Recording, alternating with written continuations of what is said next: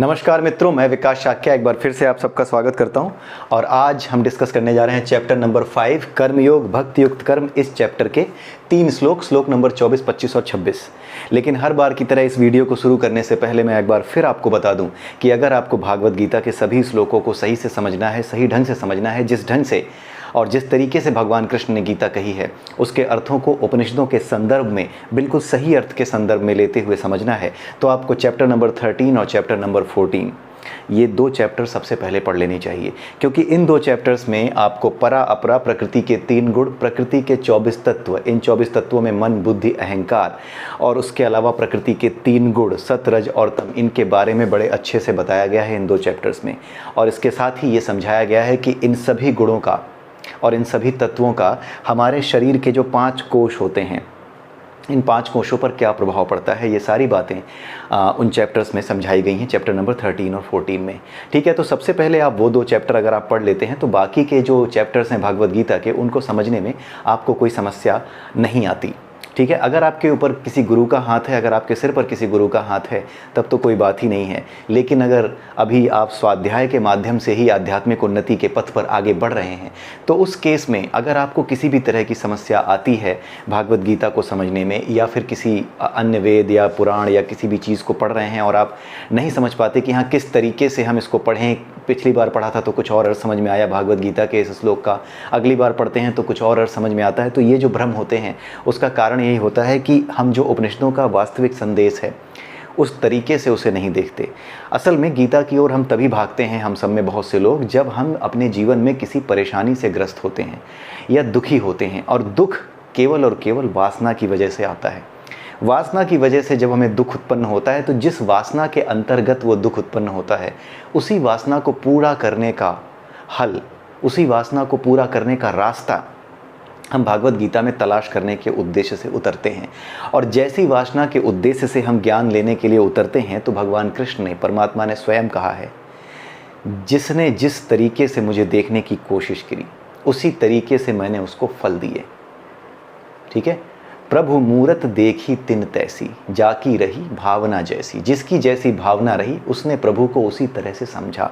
तो जिस वासना के अंतर्गत या जिस दुख से परेशान होकर हम परमात्मा की ओर भागते हैं, भागवत गीता की ओर भागते हैं, उसी तरीके से हम भागवत गीता के अंदर वो चीज़ें खोजने लगते हैं जहाँ पर हमें अपनी समस्याओं का समाधान किसी तरह से मिले, उन भौतिक समस्याओं का समाधान मिले, उन भौतिक वासनाओं का समाधान मिले जिसमें हम फंस करके दुखी हैं। हमें उन वासनाओं से छुट्टी पाना है, भागवत गीता ये कहती है, और हम उन वासनाओं में फंस करके उनका समाधान खोजने भागवत गीता की ओर जाते हैं। यही तो समस्या है। ठीक है, हमें पूरी तरह से खाली होकर के भगवान के शरण में जाना चाहिए, क्योंकि भागवत गीता कोई किताब नहीं है, कोई साधारण पुस्तक नहीं है, किसी अन्य पुस्तक की तरह या किसी अन्य ग्रंथ की तरह ये नहीं है। ये जीता जागता परमात्मा है। जब आप इसे समझने लगते हैं, जब आप इसे पढ़ने लगते हैं, तो आपको इससे प्रेम हो जाता है। आप रोज़ इसे देखे बिना, पढ़े बिना रह नहीं पाते हैं। ये इसकी खासियत है, क्योंकि ये वाकई में परमात्मा ही है। और इसमें लिखी हुई एक एक बात अपने आप आपको सच लगने लगती है। अपने आप ये महसूस कर सकते हैं अपने अंतःकरण में कि ये जो बातें कही जा रही हैं ये सत्य हैं, क्योंकि ये आप अपने अनुभव से जान सकते हैं। और अनुभव से जानने के लिए 2 ही चीज़ों की आवश्यकता है, अभ्यास और वैराग्य। मेन चीज़ है अभ्यास। अभ्यास से ही वैराग्य उत्पन्न हो जाता है। अगर सही से आप ज्ञान योग, कर्म योग या भक्ति योग में से किसी एक योग में स्थित हैं, तो केवल और केवल इन तीनों के अभ्यास से या इन तीनों में से किसी एक का अभ्यास, मनुष्य अपने जीवन में इन तीनों में से किसी एक का अभ्यास करके काम कर सकता है। तो किसी एक का अभ्यास करने पर धीरे धीरे वासनाओं से मुक्ति मिलने लगती है। वासनाओं का जो प्रभाव है वो आपके भीतर से कमज़ोर होने लगता है। पहले जिन बातों पे आपको बहुत गुस्सा आता था, धीरे धीरे उन बातों को आप बेकार का समय, बेकार करने वाली चीज़ें समझने लगते हैं कि इस बात पर किसी ने मुझे कुछ कह दिया, अपमानित कर दिया, तो उसके विषय में सोच करके अपना समय बर्बाद करना, इसे आप समय की बर्बादी से अतिरिक्त, समय की बर्बादी के अतिरिक्त और कुछ नहीं समझने लगते।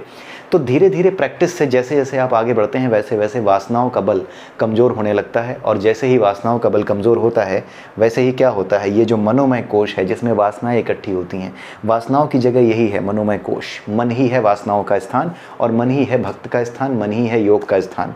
मन ही मनुष्याणाम कारण बंधन मोक्षो, यानी मन ही, जो हमारा मन है, वही हमारी मुक्ति और बंधन दोनों का ही कारण है। जब तक मनोमय कोश में वासनाएं भरी हैं, तब तक मनोमय कोश के ठीक सामने जो ज्ञानमय कोश है, जिसमें दिव्य ज्ञान रखा हुआ है, वो हम देख नहीं पाते, उससे हमारे मन का संपर्क नहीं हो पाता। तो भागवत गीता जिस उद्देश्य से व्यक्ति पढ़ने आता है, उसी उद्देश्य से ये उसे समझ में आती है। लेकिन इसका वास्तविक उद्देश्य तभी आपको समझ में आएगा, वास्तविक अर्थों में आप तभी इसे समझ पाओगे, जो अर्थ जिस तरीके से निकालने चाहिए आपको भागवत गीता के, निकालने नहीं चाहिए, जो वास्तविक अर्थ हैं वो आपको तभी समझ में आएंगे जब आप ये 2 चैप्टर सबसे पहले पढ़ जाएंगे। इसके अलावा 3 उपनिषद हैं, एक है केन उपनिषद, दूसरा है मुंडक उपनिषद, तीसरा है मांडुक्य उपनिषद। अगर ये 3 उपनिषद इन 2 चैप्टर्स के अलावा और आप पढ़ जाते हैं और उसके बाद आप भागवत गीता को पढ़ना फिर से शुरू करते हैं, कहीं से भी शुरू करते हैं, तो आप जो है भागवत गीता में हर श्लोक को उसी तरह समझ पाते हैं जिस तरीके से भगवान कृष्ण ने कही है भागवत गीता। वास्तविक अर्थों को आप समझने लगते हैं, ठीक है, क्योंकि ये पूरी की पूरी भागवत गीता उपनिषदों का निचोड़ है। ये हमारे जो वेदांत हैं, जो उपनिषद हैं, उनका निचोड़ है, उनका पूरा एक क्रक्स है, ठीक है।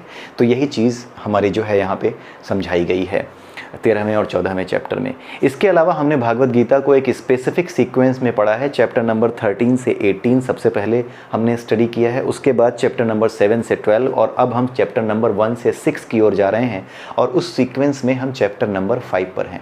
ऐसा हमने क्यों किया है, इसको जानने के लिए आप चैप्टर नंबर 5 का जो पहला वीडियो है, जिसमें हमने श्लोक नंबर 1 और श्लोक नंबर 2 को कवर किया है, आप उसे जा कर के एक बार देख सकते हैं कि ऐसा क्यों किया है। उसमें रीज़न समझाया है, उसमें रीज़न हमने एक्सप्लेन किया है।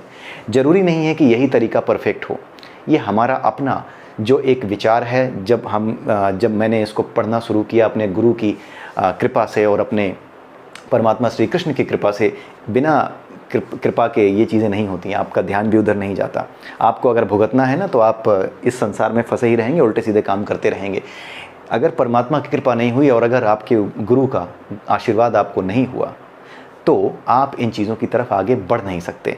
तो अपने गुरु की कृपा से और भगवान कृष्ण के आशीर्वाद से जब हमने इन चीज़ों को समझने का प्रयास किया, तो एक चीज़ समझ में आई कि इसका एक ख़ास सीक्वेंस है। इस संसार में किसी भी चीज़ को पढ़ने और सीखने का एक ख़ास सीक्वेंस होता है, लेकिन भागवत गीता शुरू से लेकर अंत तक एक दिव्य सीक्वेंस में लिखी गई है, जो दिव्य आत्माओं को सीधा पढ़ने पर बहुत आसानी से समझ में आती है, या फिर उन्हें जो कि जिनके सिर पर गुरु का हाथ है।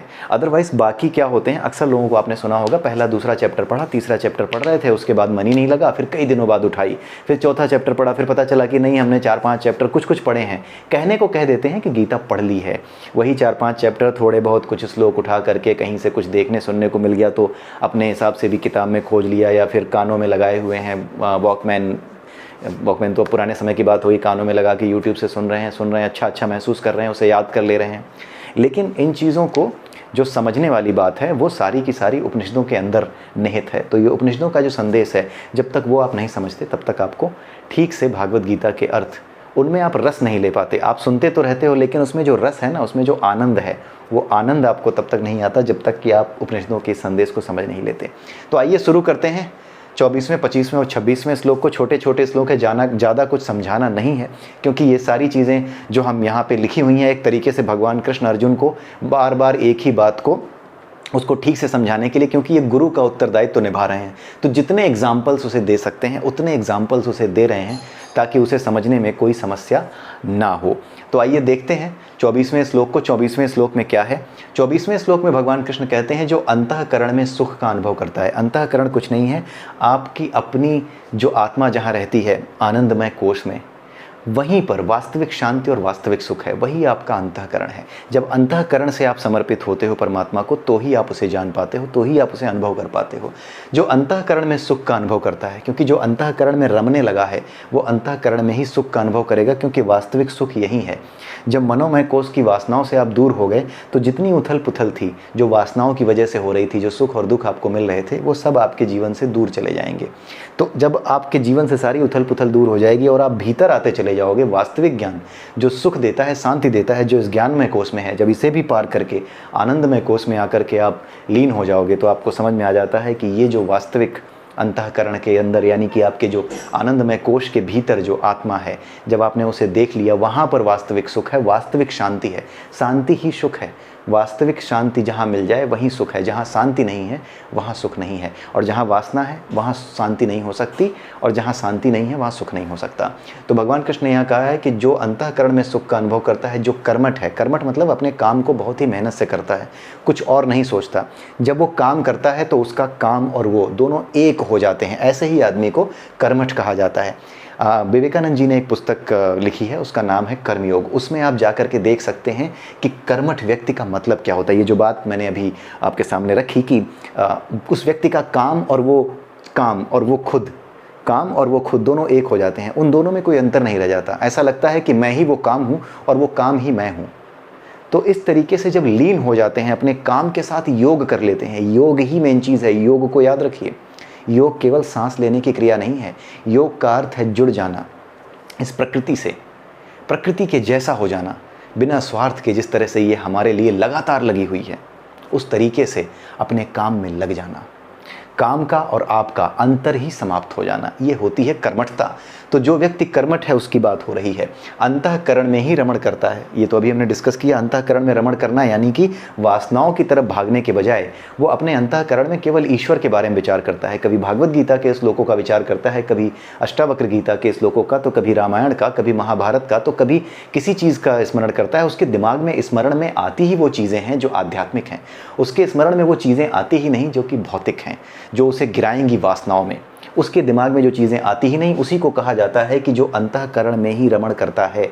ऐसा व्यक्ति जो हमेशा कोई भी बात करते समय रामायण, महाभारत या वेदों पुराणों के एग्जाम्पल देता हो, रामचरितमानस से एग्जाम्पल देता हो, ये वही व्यक्ति होता है जिसका अंतःकरण, जो अपने अंतःकरण में घूमने लगता है, यानी आध्यात्मिकता को प्राप्त हो जाता है। उसकी हर बात आध्यात्मिक ही होती है, उसका हर उदाहरण आध्यात्मिक ही होता है। ठीक है, तो यही व्यक्ति होता है जो अंतःकरण में रमण करता है। रमण करना यानी घूमना, ठीक है। तथा जिसका लक्ष्य अंतर्मुखी होता है, जिसका टारगेट यानी जिसका लक्ष्य यानी जिसको पाना होता है, जिस चीज़ को जानना होता है वो लक्ष्य। जैसे कुछ लोगों का लक्ष्य है एक सुंदर लड़की से शादी कर लेना, या सुंदर पुरुष से शादी कर लेना, बड़ी सी गाड़ी खरीद लेना, बड़ा सा घर ले लेना, उसके बाद जो है ढेर सारे पैसे हैं तो कहीं मंदिर बनवा देना, या कहीं पर अस्पताल बनवाने के बाद ये इच्छा करना कि लोग मेरी जय जयकार करें, लोग मुझे जाने। यानी ऐसा व्यक्ति जो कि वासनाओं में घिरा हुआ है, उसकी बात नहीं हो रही है। उसकी बात हो रही है जो इन चीज़ों से दूर है। अगर मंदिर बनवाता भी है, घर बनवाता भी है और अस्पताल बनवाता भी है, तो उसके बदले किसी चीज़ की कामना नहीं करता। एक तरीके से ये गुप्त दान करने वाले व्यक्ति के जैसा होता है कि मैं करता रहूं, किसी को पता ना चले कि मैंने किसके लिए क्या किया। वो शांति से केवल अपने अंतःकरण को शुद्ध रखता है, निष्काम कर्म करता है, जिसके बदले उसे कुछ पाने की इच्छा ना हो। ऐसे व्यक्ति को क्या कहा जाता है? अंतर्मुखी कहा जाता है। क्यों? क्योंकि ये बाहर नहीं देख रहा। मन के उधर क्या है? सारी वासनाएं हैं, और मन के भीतर आनंदमय कोश और ज्ञानमय कोश है। इसीलिए मन जब बाहर झांकता है तो परेशान होता है, भीतर आता है तो शांति मिलती है। तो जो व्यक्ति अंतर्मुखी होता है वह सचमुच पूर्ण योगी है। योगी क्या? जो योग कर ले। किसके साथ? पूर्ण योगी। योग का मतलब क्या होता है? जो प्रकृति के साथ योग कर ले, राइट, वो योगी हो गया। लेकिन जो पूर्ण योगी है वो क्या है? जो अपनी आत्मा के साथ योग कर ले, और आत्मा जो कि परमात्मा का अंश है उसके साथ उसका योग हो जाए। क्योंकि आत्मा क्या है? परमात्मा अगर सूर्य है तो सूर्य की एक किरण है आत्मा।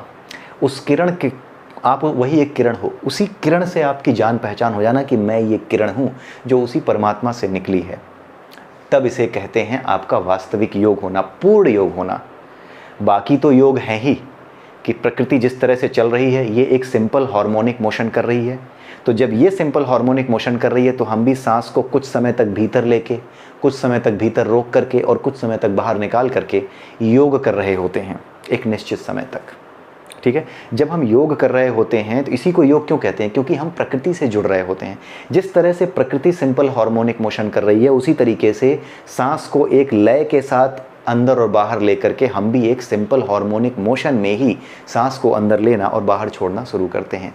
तो हमारा क्या हो जाता है? योग हो जाता है प्रकृति से। लेकिन जब हम अपने अंतःकरण तक पहुंच जाते हैं, अंतःकरण में रमण करना सीख जाते हैं, अपने आप को परमात्मा के अंश के रूप में जान जाते हैं, तब हम क्या हो जाते हैं? पूर्ण योगी। असली योग तो इन्हीं के साथ होना है। बाकी चीज़ों का योग तो प्रकृति के साथ है। हमने देखा प्रकृति सिंपल हार्मोनिक मोशन कर रही है, तो हमने भी सांसों को एक गति देनी शुरू की, एक नियमित वो बना लिया। आपने देखा होगा हर चीज़ में ना एक सिंपल हार्मोनिक मोशन ही है। अगर आप सूर्य नमस्कार भी करें तो जितनी क्रियाएं हैं, ऐसा नहीं है कि वो सारी की सारी जो है 12 की 12 अलग हैं। एक बार आप जाते हैं और जब वापस आते हैं अपनी सारी क्रियाओं में, तो वही चीज़ें रिपीट करते हैं 6 स्टेप्स के बाद। सब सिंपल हार्मोनिक मोशन है, रिपीट करना बार बार अपने आप को, यही है योग की पद्धति। इसी से आप जानते हो कि सिंपल हार्मोनिक मोशन की तरह से हर चीज़ हो रही है। चाहे आप कोई भी प्राणायाम करो, कोई भी योग करो, किसी भी तरह का योग क्रिया को आप फॉलो करो, हर योग क्रिया में क्या है, एक तरह का वो है सिंपल हार्मोनिक मोशन ही है। यानी बार बार एक निश्चित समय पे रिपीटिशन ही है, उसका एक नियम ही है, मात्रा निश्चित है, इतना ही करना है, फिर थोड़ी देर बाद इतना करना है। एक निश्चित समय के बाद जो चीज़ हो उसे हम क्या कहते हैं, सिंपल हार्मोनिक मोशन में होने वाली घटना कहते हैं। ठीक है, तो भगवान कृष्ण यहाँ पे बता रहे हैं कि ऐसा व्यक्ति सचमुच पूर्ण योगी है, वह परब्रह्म में मुक्ति पाता है। ये तो हमने बहुत बार समझ लिया है कि परब्रह्म मुक्ति पाता है क्या मतलब है, और अंत में स्वरूप सिद्ध हो जाता है। ये तो जब आप अपनी आत्मा को ही जान गए तो ऐसा व्यक्ति स्वरूप सिद्ध ही है। ठीक है, ये कई बार हमने डिस्कस किया है। 25वें श्लोक में देखते हैं, जो संशय से उत्पन्न द्वैत से परे है। संशय यानी शंका, आपके मन में कोई शंका है कि हाँ यार परमात्मा है या नहीं है, मैं उसका अंश हूँ या नहीं हूँ, या मैं वही तो नहीं हूँ, उससे अलग तो नहीं हूँ। तो जो अलगत्व का भाव है, द्वैत का भाव है कि वो अलग है, मैं अलग हूँ या नहीं हूँ, इस भाव से जो अलग है, जिसके मन में ये शंका ही नहीं है कि मैं उस परमात्मा का ही अंश हूँ, इस चीज़ को लेके कोई शंका नहीं है, वो द्वैत से परे है। उसका मन साक्षात्कार में रत है, यानी अपने आप को साक्षात्कार करने में, यानी अपनी आत्मा को पहचानने में जो लीन है, चाहे भक्ति योग के माध्यम से, चाहे कर्म योग के माध्यम से, चाहे ज्ञान योग के माध्यम से। जो भगवान कृष्ण ने 3 योग बताए हैं, इन तीनों में से किसी भी योग के माध्यम से जिसका मन साक्षात्कार में रत है, जो जीवों के कल्याण कार्य करने में सदैव व्यस्त रहता है। इसको ध्यान से समझिए, जीवों के कल्याण कार्य। मान लीजिए कि आप किसी का कल्याण करना चाहते हैं, जीवों का कल्याण कार्य, यहाँ पे जीवों का लिखा हुआ है, इसीलिए सभी को शामिल कर लिया गया है। ठीक है, जीवों का कल्याण कार्य, जितने भी इस संसार में जीव हैं उनके कल्याण के लिए।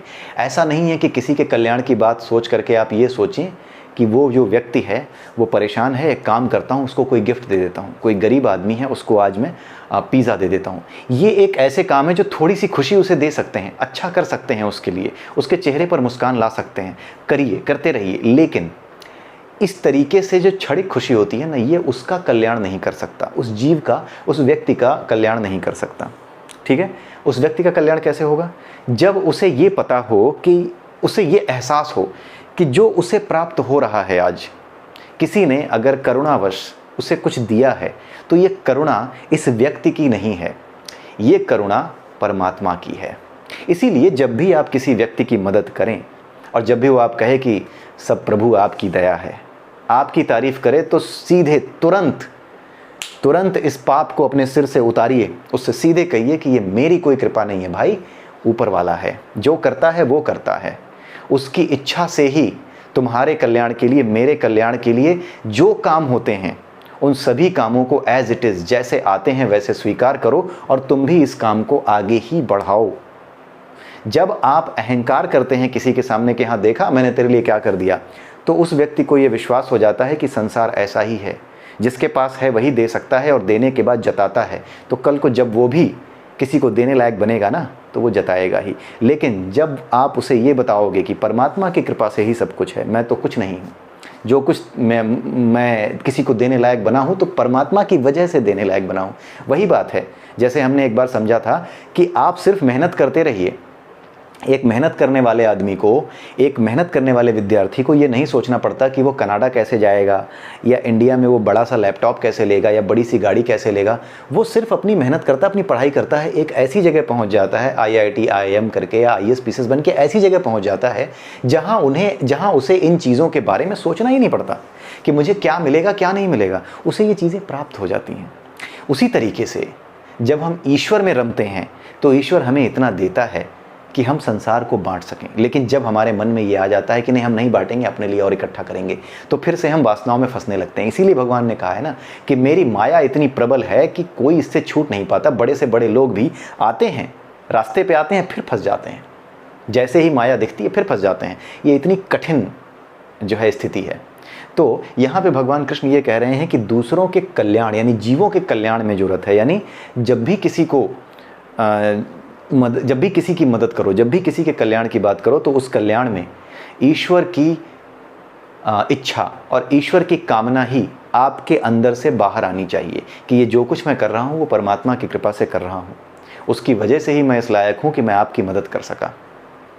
ठीक है, तो कल को जब वो व्यक्ति भी ये जानेगा कि हाँ इस तरह के विचारों के लोग भी होते हैं, ऐसा होना संभव है, तो ये प्रैक्टिस एक तरीके से आप उसके गुरु हो गए। इस समय गुरु शिष्य परंपरा, छोटी सी भक्ति योग की, छोटी सी कर्म योग की गुरु शिष्य परंपरा यहाँ से शुरू हो गई। एक छोटे से शिक्षक आप उसके लिए हो गए और वो आगे चल के फिर ऐसा ही करेगा। लेकिन अगर आपने उसको अहंकार दिखाया, कुछ दिखाया, तो जैसे ही वो अच्छी स्थिति में आएगा किसी दिन आपको जवाब भी दे देगा और वो भी आपके जैसा ही हो जाएगा। वो जान जाएगा कि समझने लगेगा ऐसा कि दुनिया शायद बड़ी कठोर है। लोग इतने बुद्धिमान नहीं होते कि हर किसी को समझा सको कि दुनिया चाहे जो सोचे तुम मत सोचो, तुम अच्छे बने रहो। ये समझाना बड़ा मुश्किल है, इसलिए इन्हीं चीज़ों की प्रैक्टिस कराई जाती है।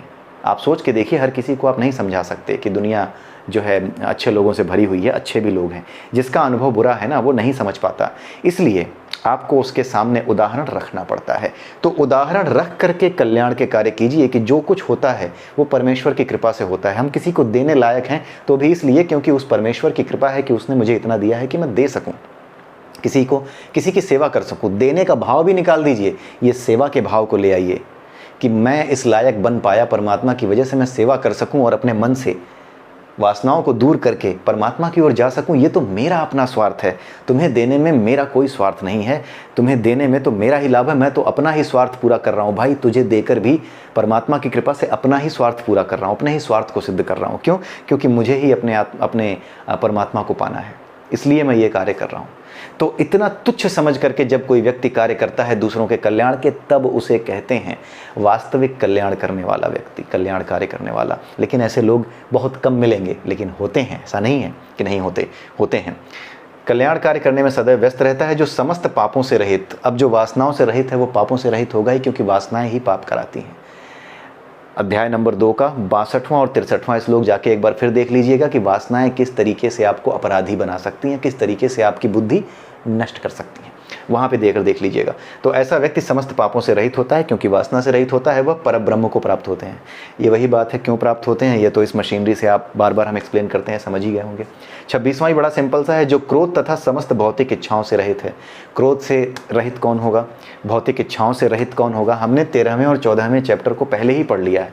इसलिए ईश्वर की कृपा से ये जो हमें एक प्रिविलेज मिल गया है कि हाँ हम पहले ही उस चीज़ को पढ़ चुके हैं, जिसकी एक्सप्लेनेशन यहाँ पर बड़े अच्छे से दी गई है। इस वजह से क्या है, इन चीज़ों को समझने में हमें कोई भ्रांति नहीं होती, भ्रम नहीं होता। यहाँ पर क्या लिखा है, जो क्रोध तथा समस्त भौतिक इच्छाओं से परे है। क्रोध से परे कौन होगा? फिर से याद कीजिए चैप्टर नंबर 2 का 62वां और 63वां श्लोक, जिसमें यह कहा गया है कि जब कोई इच्छा पूरी नहीं होती तो उस चीज़ के प्रति मोह और बढ़ जाता है। जब मोह और बढ़ जाता है तो बुद्धि भ्रमित हो जाती है। ये जाकर आप देख लीजिएगा। तो बुद्धि जब भ्रमित हो जाती है, जब वो फिर से पूरा नहीं होता हमारा उद्देश्य, तो फिर क्रोध आता है। क्रोध से हमारी बुद्धि, सोचने समझने की ताकत सब चली जाती है और अंत में हमारा विनाश हो जाता है। तो क्रोध से परे कौन है? जो वासनाओं से परे है, समस्त भौतिक इच्छाओं से रहित है। भाई समस्त भौतिक इच्छाएं किसकी वजह से हैं? वासनाओं की वजह से हैं। जो स्वरूप सिद्ध आत्म संयमी, स्वरूप सिद्ध कौन है? जो अपने आप को आत्मा के रूप में जानता है, ठीक है, वो स्वरूप सिद्ध है। आत्म संयमी, अपने आप पे संयम रखने वाला। संयम रखने वाला ऐसा नहीं कि अपने जीभ को कहता है नहीं आज चाहे कितना भी मन हो मैं खाऊंगा नहीं, नहीं, अपनी इंद्रियों को न रोक करके अपने मन को संयमित करने वाला। मन को संयमित कैसे किया जाता है? अपनी इंद्रियों की दिशा को परमात्मा की ओर मोड़कर। परमात्मा की ओर मोड़ने के कौन कौन से रास्ते हैं? 3 रास्ते हैं, कर्म योग, ज्ञान योग और भक्ति योग। सिंपल सा है, जो तीसरे और दूसरे चैप्टर में हमने कई बार एक्सप्लेन किया है हम लोगों ने। तो ये जो हमारी इंद्रियां हैं, इनको रोका नहीं जा सकता, इनको दबाया नहीं जा सकता। जैसे मेरी जीभ है, मैं इस जीभ को कंट्रोल करूं कि नहीं आज नहीं खाऊंगा, आज कितना भी मन करे अपनी फेवरेट जो पसंदीदा चीज़ है जिसमें बहुत स्वाद आता है वो नहीं खाऊंगा, ऐसे बात नहीं बनेगी।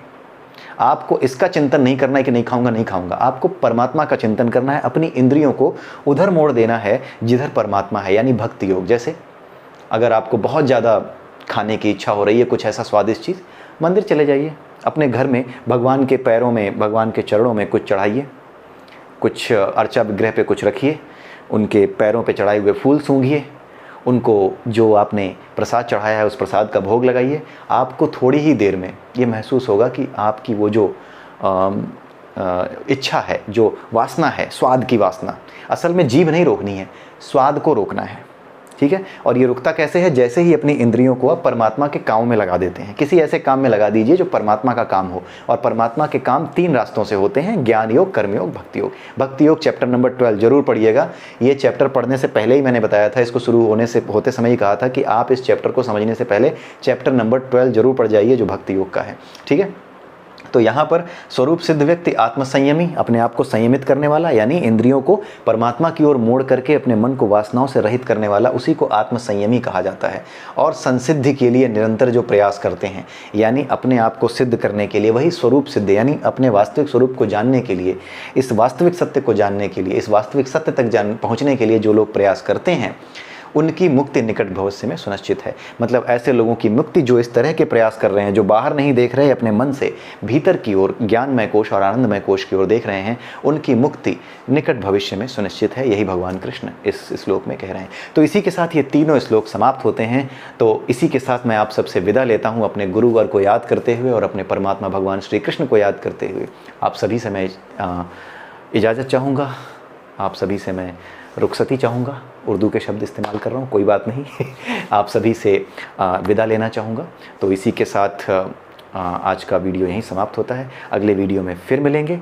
तब तक के लिए जय श्री कृष्णा, जय श्री राधे।